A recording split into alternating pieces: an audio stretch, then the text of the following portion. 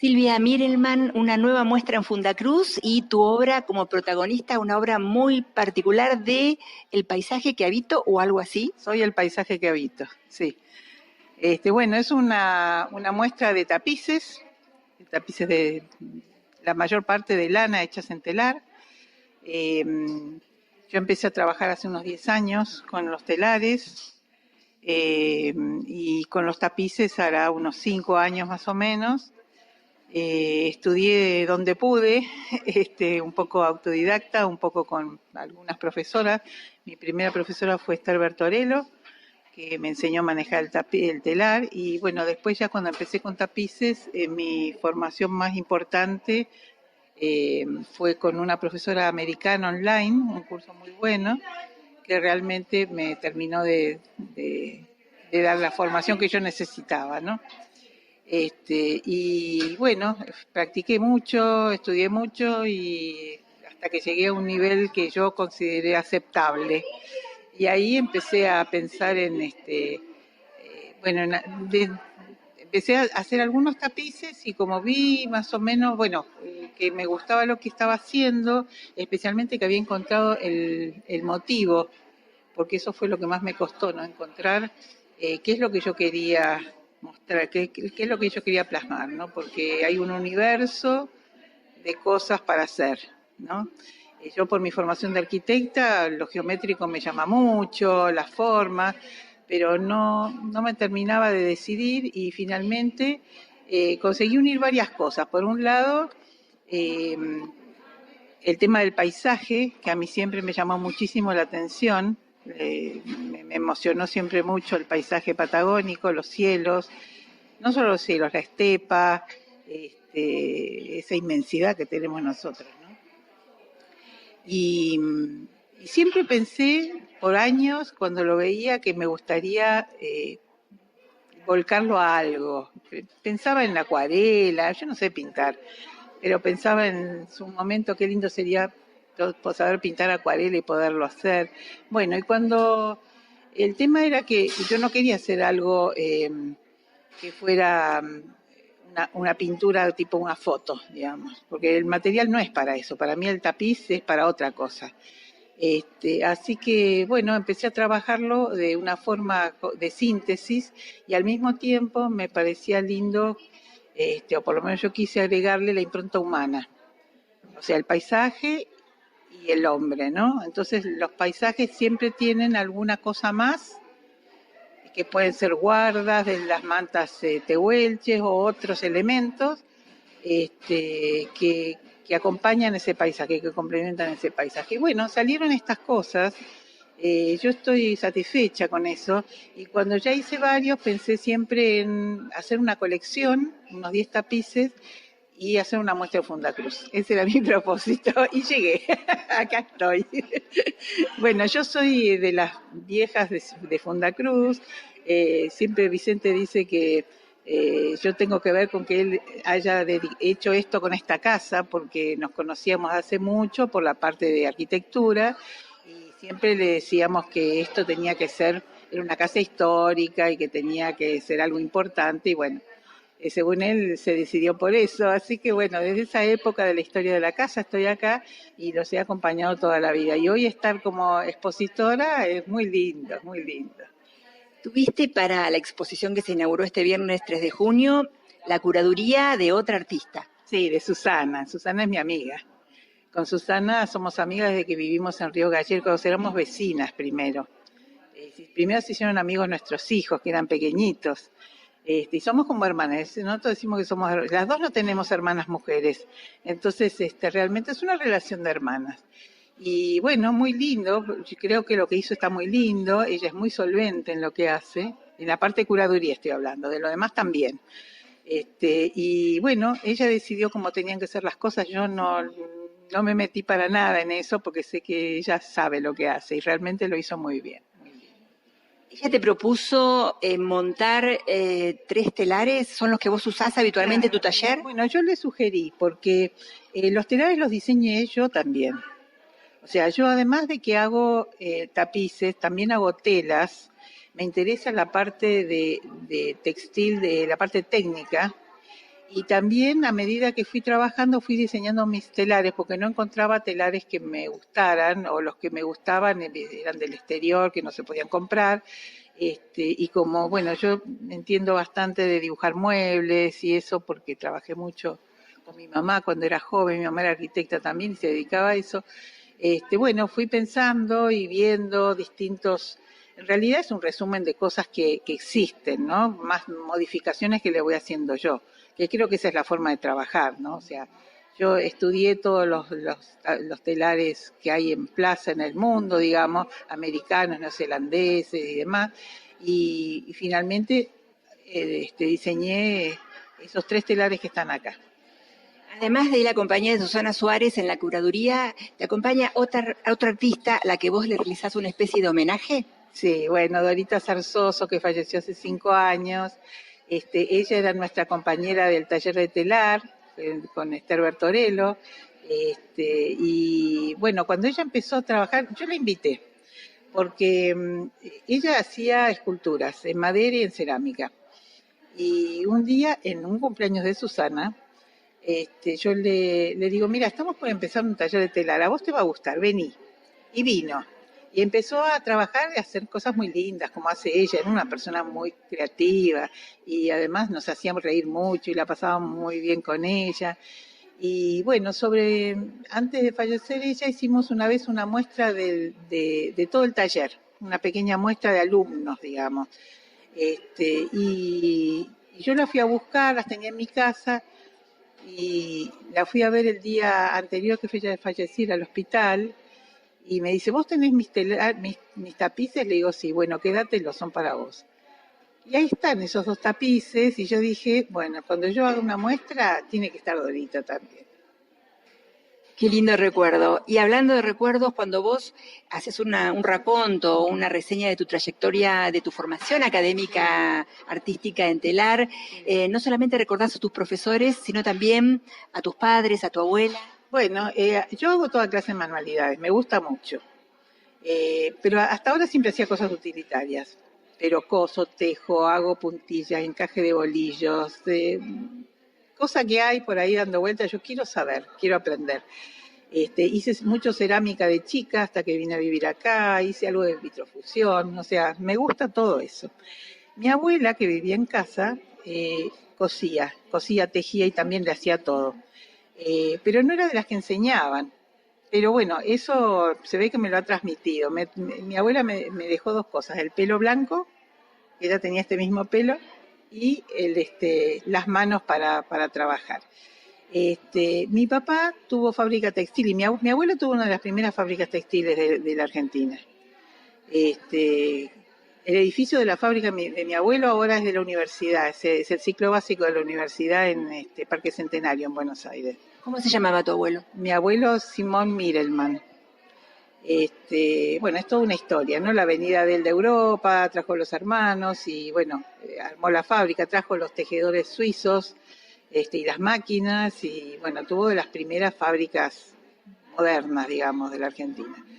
Mi papá siguió con eso, mi papá estudió ingeniería industrial y siguió siguió teniendo fábrica textil y a él le gustaba y siempre nos comentaba cosas, ¿no? Y se ve que a mí me gustaba también porque lo escuchaba. Y explicaba, él traía algunas cosas para hacer en casa de los hilos, fíjate, así se cruzan los hilos y esta técnica es así y estos hilos sirven para tal cosa. Es un tema que yo lo tengo presente. Y bueno, y mi mamá hacía tapices, pero mi mamá bordaba tapices. Mi mamá era muy moderna, era arquitecta. Los 2 fallecieron muy viejitos. Mi mamá lamentablemente tuvo Alzheimer los últimos 15 años de su vida. Pero a ella le gustaba, ella trabajó de arquitecta, hacía diseño de interiores, porque bueno, cuando ella se recibió, una mujer en la obra era impensable. Sabía mucho de eso. Yo trabajé con ella mientras era estudiante y los primeros años antes de venirme acá. Y, y le gustaba, bueno, le gustaba pintar, pero por sobre todo le gustaba bordar tapices. Y ella había hecho un curso de tapiz, de telar, en algún momento, me parece que cuando yo era recién casado, cuando ya estaba viviendo acá, y después decidió que ella en realidad le gustaba más bordar los tapices, que le daba menos trabajo y le gustaba más, le daba más placer, bueno, siguió con eso y guardó su telar. Y un día me trajo el telar, hace años. El telar pasó a estar al altillo de mi casa. Me dijo, tenelo porque vos lo vas a usar. Bueno, y yo cuando me jubilé, pues yo los últimos años que trabajé en patrimonio cultural, trabajé mucho, mucho. No tenía tiempo para nada. Y yo le decía a Esther, que trabajaba en esa época en cultura, cuando yo me jubile, voy a ir a que me enseñes a manejar ese telar. Y así fue, me jubilé a fin de 2009 y a principio del 2010 la llamé a Esther y fui, me pasé una tarde, ella me explicó y de ahí arranqué un poquito y al poco tiempo ya nos armamos un grupo para que ella nos dé clase. Así que bueno, esa es un poco la historia, ¿no? Por último, me gustaría que nos cuentes cómo es tu lugar de trabajo, si tenés un taller, si tenés horarios, cuáles son los materiales. ¿Sabes? Porque me río, yo tejo en el living de mi casa y cuando yo tejo el living es un lío. ¿Por qué? Por dos motivos. Primero, me gusta tejer y mirar la tele. Y segundo, me gusta tejer, mirar la tele y acompañar a mi marido que también le gusta mirar la tele.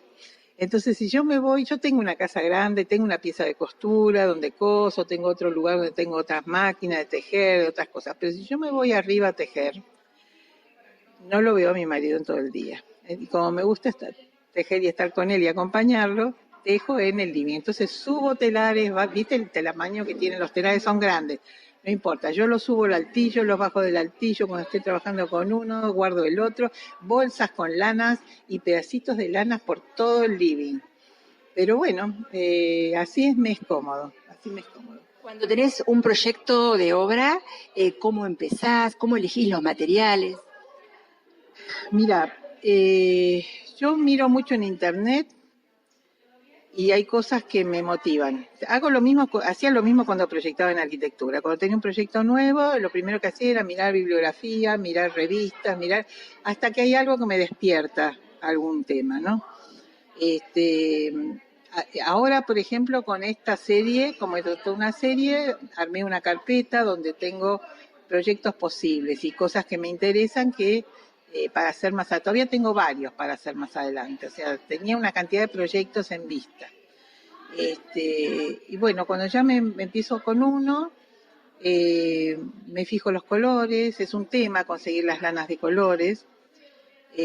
Porque, bueno, las gamas, no hay quien tenga gama. Hay una sola fábrica de lanas en Buenos Aires que tiene gamas de colores, que las tiene justamente para bordar gobelino o punto cruz o lo que fuera.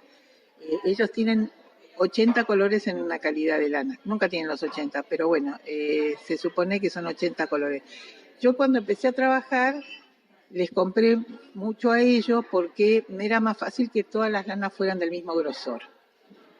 Me resolvía un poco la parte técnica. Siempre tengo que agregar algunas lanas que no son de lana, que son sintéticos, que andan por ahí dando vuelta, porque los colores a veces necesito más y no tengo. Yo tenía una gran cantidad de lanas en casa. Incluso mi mamá cuando dejó de bordar, hace muchos años, así como me mandó eso, me mandó cajones con lanas. Así que todavía tengo algunas lanas de mi mamá de hace, no sé, 30 años. Un tesoro, ¿no? Sí, bueno, yo te digo que tengo una mercería en el altillo. Y después hago un dibujo muy sencillo, sin mucho detalle, de tamaño natural, que lo pongo atrás del telar para que sea una guía para las líneas generales. Pero como los dibujos no son figurativos, no son muy precisos, digamos, son líneas generales y el resto yo digo que voy pintando con lana, ¿no?